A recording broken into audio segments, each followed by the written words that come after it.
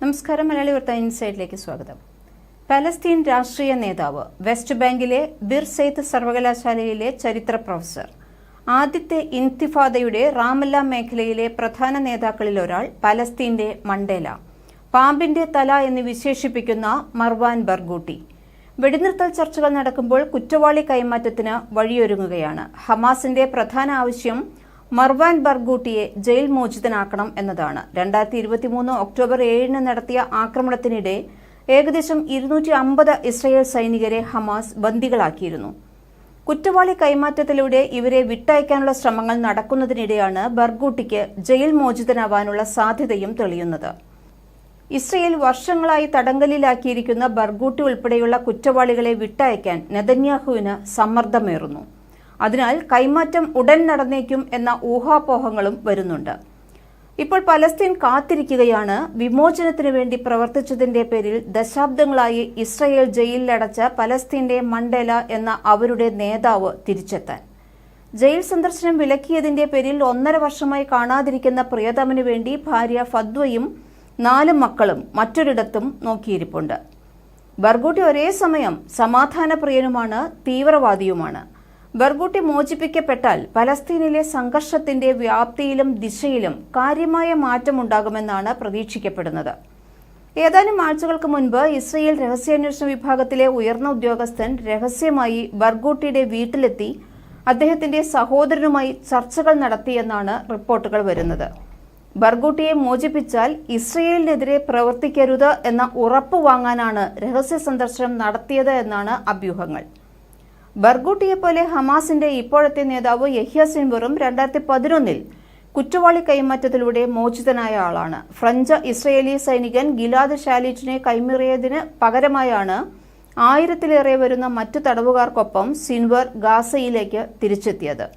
Israel പ്രധാനമന്ത്രി Benjamin നെതന്യാഹുവിന്റേതായിരുന്നു ഈ നടപടി. അതുപോലെ ഹമാസ് തടവിലാക്കിയ ഇസ്രയേൽ സൈനികർക്ക് പകരമായി സിൻവറിനെ പോലെ ബർഗൂട്ടിയും പുറത്തിറങ്ങുമെന്നാണ് പ്രതീക്ഷിക്കപ്പെടുന്നത്. എന്നാൽ ബർഗൂട്ടി പുറത്തിറങ്ങിയാൽ അത് സംഘർഷങ്ങളുടെ സ്ഥിതിയെ പാടെ അട്ടിമറിക്കുമെന്നും കൂടുതൽ കലുഷിതമായേക്കുമെന്നും ചില രാഷ്ട്രീയ വിദഗ്ധർ ഇസ്രയേലിൽ വിശകലനം ചെയ്ത് പറഞ്ഞിട്ടുണ്ട്.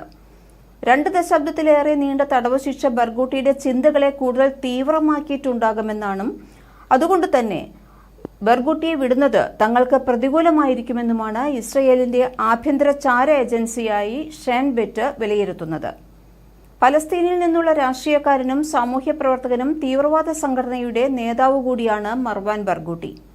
കാലങ്ങളായി അദ്ദേഹം നടത്തിവന്ന വിമോചന മുന്നേറ്റങ്ങളുടെയും സാമൂഹ്യ പ്രവർത്തനങ്ങളുടെയും ഫലമായിരുന്നു പലസ്തീൻ ജനത അദ്ദേഹത്തിന് നൽകിയ പലസ്തീൻ നെൽസൺ മണ്ടേല എന്ന വിളിപ്പേര്. 2 ദശാബ്ദങ്ങൾക്ക് മുൻപ് 5 ഇസ്രയേൽ പൗരന്മാർ കൊല്ലപ്പെട്ട തീവ്രവാദ നീക്കത്തിന് ഉത്തരവിട്ടു എന്ന കേസിലാണ് കോടതി ബർഗൂട്ടിയെ ജയിലിലടച്ചത്. പലസ്തീന്റെ പൊതുമധ്യത്തിൽ നിന്ന് ഇത്രയും കാലം വിട്ടുനിൽക്കുകയാണെങ്കിലും മേഖലയിലെ മറ്റേത് രാഷ്ട്രീയക്കാരനും ഉള്ളതിനേക്കാൾ വലിയ ജനപ്രീതിയുണ്ട് ബർഗൂട്ടിക്ക്. പലസ്തീൻ അതോറിറ്റിയുടെ തലവനായ മഹ്മൂദ് അബ്ബാസിനേക്കാൾ ബർഗൂട്ടി ഊർജ്ജസ്വലനും കാര്യപ്രാപ്തിയേറെയുള്ള വ്യക്തിയുമാണ്. ഹമാസിന്റെ നേതാക്കൾ വളരെ ബഹുമാനത്തോടെയും ആദരവോടെയുമാണ് ബർഗൂട്ടിയെക്കുറിച്ച് സംസാരിക്കുന്നത്. ഇസ്രയേൽ പലസ്തീൻ സംഘർഷത്തിന് അയവ് വരുത്താൻ പലതവണ അനുരഞ്ജന ചർച്ചകൾക്ക് മുൻകൈയെടുത്ത ചരിത്രവും ബർഗൂട്ടിക്കുണ്ട്. ഹീബ്രു ഭാഷയിൽ അതീവ പ്രാവീണ്യമുള്ള അദ്ദേഹം ഇസ്രയേലിലെ പല രാഷ്ട്രീയക്കാരുടെയും അടുത്ത സുഹൃത്തുകൂടിയാണ്.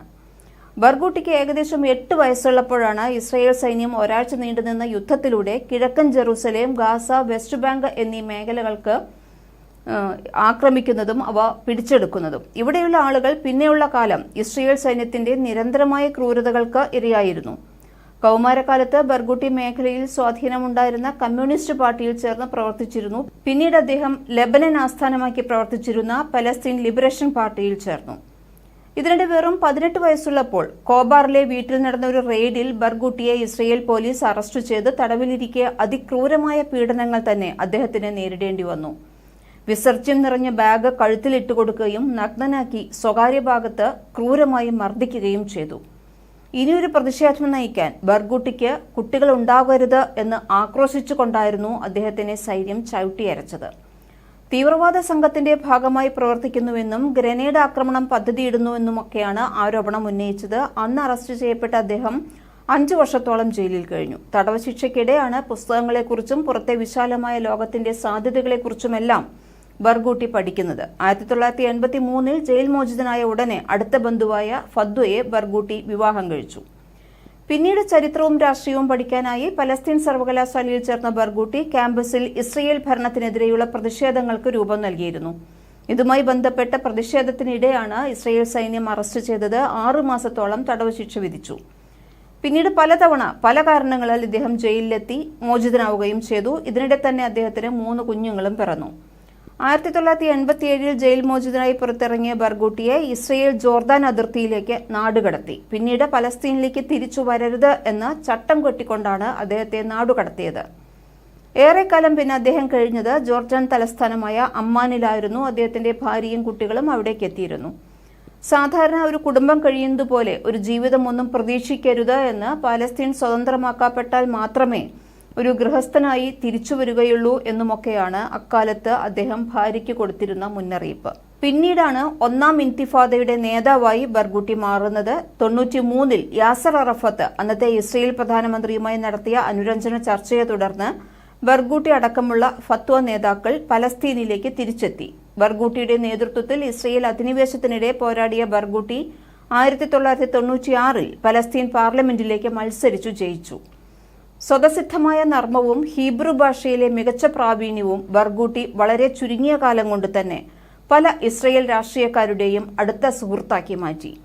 എന്തു കാര്യത്തിനും എപ്പോൾ വേണമെങ്കിലും സമീപിക്കാൻ കഴിയുന്ന മികച്ച രാഷ്ട്രീയക്കാരൻ എന്നാണ് ഇസ്രയേൽ രാഷ്ട്രീയക്കാർ പോലും അദ്ദേഹത്തെക്കുറിച്ച് അഭിപ്രായപ്പെട്ടത്.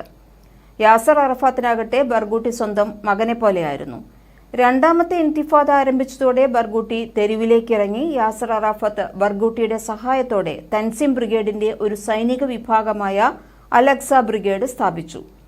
2022 ഏപ്രിലാണ് ബർഗൂട്ടി ഇസ്രയേലിന്റെ ആഭ്യന്തര ചാരസംഘടനയായ ഷൻബെറ്റിന്റെ ചാരക്കണ്ണിൽ കുടുങ്ങുന്നത്. തന്റെ ഫോൺ ട്രാക്ക് ചെയ്യുന്നുണ്ട് എന്നറിയാതെ മൊബൈൽ ഫോൺ ഉപയോഗിച്ചാണ് അദ്ദേഹത്തെ കുടുക്കിയത്. ഒരു ഫത്തേ നേതാവിന്റെ വീട്ടിൽ ഒളിവിൽ കഴിയുന്നുണ്ട് എന്ന രഹസ്യ വിവരം ഇസ്രയേലിന് ലഭിച്ചു. രക്ഷപ്പെടാനുള്ള യാതൊരു സാധ്യതയും ബാക്കിവെക്കാതെ ഇസ്രയേൽ സൈന്യം ബർഗൂട്ടിയെ കസ്റ്റഡിയിലെടുക്കുകയും ചെയ്തു. ചങ്ങലയാൽ ചുറ്റി തെരുവിലൂടെ വലിച്ചിഴച്ചാണ് ബർഗൂട്ടിയെ ഷിൻബെറ്റ് കമാൻഡോകൾ കൊണ്ടുപോയത്. പാമ്പിന്റെ തല ഞങ്ങൾ പിടിച്ചെടുത്തിരിക്കുന്നു എന്നായിരുന്നു ബർഗൂട്ടിയെ പിടിച്ചയുടനെ കമാൻഡോ ആക്രോശിച്ചത്. 100 വർഷത്തിലേറെയായി ചോദ്യം ചെയ്യൽ കേന്ദ്രമായി പ്രവർത്തിച്ചിരുന്ന ജെറുസലേമിലെ ജയിലിലേക്കാണ് ബർഗൂട്ടിയെ ഇസ്രയേൽ കൊണ്ടുപോയത്. അവിടെ അദ്ദേഹത്തിന് നേരിടേണ്ടി വന്നത് അതികഠിനമായ മാനസിക ശാരീരിക പീഡനങ്ങളായിരുന്നു. ഒരു ദിവസം വൈകുന്നേരം ആരംഭിച്ച ചോദ്യം ചെയ്യൽ ദിവസങ്ങളോളമല്ല, ആഴ്ചകളോളമല്ല, മാസങ്ങളോളം നീണ്ടുനിന്നു. ഉറങ്ങാൻ പോലും സമ്മതിക്കാതെയായിരുന്നു ചോദ്യം ചെയ്യൽ. പിൻഭാഗത്ത് ആണിയടിച്ച കസേരയിലാണ് അദ്ദേഹത്തെ ഇരുത്തിയിരുന്നത്. തളർന്ന് കസേരയിലേക്ക് ചായുമ്പോൾ കൂർത്ത ആണികൾ ശരീരത്തിലേക്ക് തുളച്ചു കയറി. ഭക്ഷണമോ വിശ്രമോ ഇല്ലാതെ ബർഗൂട്ടി തളർന്നിരുന്നുവെന്ന് അഭിഭാഷകനോട് പിന്നീട് വെളിപ്പെടുത്തിയിട്ടുണ്ട്. 4 മാസം പിന്നിട്ട് ചോദ്യം ചെയ്യൽ അവസാനിച്ചപ്പോൾ കൊലപാതകം ഉൾപ്പെടെ 37 കേസുകളാണ് ബർഗൂട്ടിയുടെ പേരിലുണ്ടായിരുന്നത്. 5 ജീവപര്യന്തം ശിക്ഷയും 40 വർഷം അധിക ശിക്ഷയും വിധിച്ചു. തടവിൽ കഴിയുന്നതിനിടെ ഡോക്ടറേറ്റ് നേടുന്നത് അടക്കമുള്ള അക്കാദമിക് നേട്ടങ്ങൾ ബർഗൂട്ടിക്കുണ്ടായി. പക്ഷേ ഭാര്യ ഉൾപ്പെടെ ആർക്കും ബർഗൂട്ടിയെ കാണാനുള്ള അനുവാദം പോലും ഉണ്ടായിരുന്നില്ല. ഇപ്പോൾ ഹമാസ് തയ്യാറാക്കിയ മോചിപ്പിക്കേണ്ട കുറ്റവാളികളുടെ പട്ടികയിൽ 2ാം സ്ഥാനത്താണ് ബർഗൂട്ടിയുടെ പേരുള്ളത്. ഇവിടെ പക്ഷേ ഹമാസിന് ആവശ്യം ബർഗൂട്ടിയുടെ പ്രതിച്ഛായയാണ്. എന്നാൽ ഇതിനോട് എങ്ങനെ ബർഗൂട്ടി പ്രതികരിക്കുമെന്ന് ആർക്കും അറിയില്ല. ഇത്രയും കാലം ഹമാസ് നേതാക്കൾ ആരും കണ്ടിട്ടില്ലാത്തൊരു മനുഷ്യനെ ചുറ്റിപ്പറ്റി നടക്കുന്ന ഈ ചർച്ചകൾ ഫലപ്രദമായിക്കൊള്ളണം എന്നില്ല. ജയിലിലേക്ക് പോയ തീവ്രവാദി ആയിരിക്കില്ല ഒരു പക്ഷേ തിരിച്ചു വരുന്ന ബർഗൂട്ടി. നെൽസൺ മണ്ടേല തന്റെ പതിറ്റാണ്ടുകളുടെ ജയിൽവാസം കഴിഞ്ഞ് ബുദ്ധിമാനും സ്വയം അച്ചടക്കമുള്ളവനും മികച്ച നേതാവുമായി പുറത്തു വന്നതുപോലെ ബർഗൂട്ടിയുടെ രാഷ്ട്രീയ വീക്ഷണം മാറിക്കൂടാ എന്നൊന്നും ഇല്ല. അങ്ങനെയെങ്കിൽ പലസ്തീനെ എങ്ങനെയാണ് ബർഗൂട്ടി നയിക്കുക എന്നത് മാത്രമല്ല, സംഘർഷഭരിതമായ പലസ്തീൻ ബർഗൂട്ടിയെ എങ്ങനെ സ്വീകരിക്കുമെന്നതും ചോദ്യമായി തന്നെ തുടരുന്നു. അതേപോലെ ഇസ്രയേലിനെ മുച്ചൂടും മുടിക്കാനുള്ള പകയുമായാണോ ബർഗൂട്ടി വരുന്നതെന്നും അറിയാൻ വയ്യ. ഏതായാലും ബർഗൂട്ടിയുടെ മോചനം ഇപ്പോൾ ഇസ്രയേലിന് നൽകുന്നത് ഭീതിയും ഹമാസിന് നൽകുന്നത് ആശ്വാസവുമാണ്. മലയാളി വാർത്ത ഇൻസൈഡ്.